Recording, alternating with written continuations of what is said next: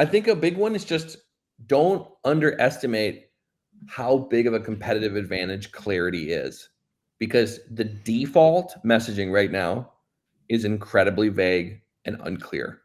And just by saying what you do, you will immediately stand out. Even if it feels like, oh, this is going against best practices, you will immediately stand out. And a great example of this is Cognism.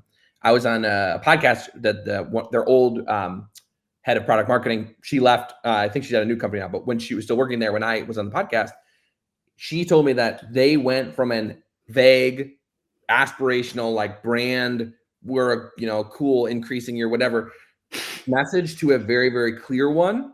And she said that when they made the change, they saw their conversions jump 40%. And just for anyone listening, you should go and look at Cognism's website. It is very different than all the other tools in its same category.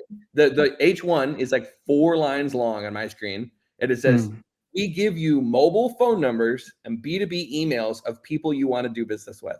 Like, does not roll off the tongue, is not a catchy slogan. And they were like, when we switched to that, conversions went through the roof. So don't forget, even if you sell to enterprise buyers, they are still humans, and humans read websites to learn information. So they're not waiting to be inspired, to be like, wow.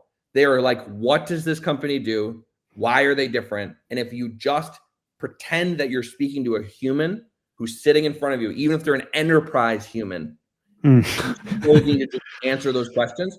And if people understand what you do, they will be more likely to buy it than if you hide it and shroud it in mystery. So that's kind of like our overarching theme for everything that we say is, don't forget, you're talking to a human.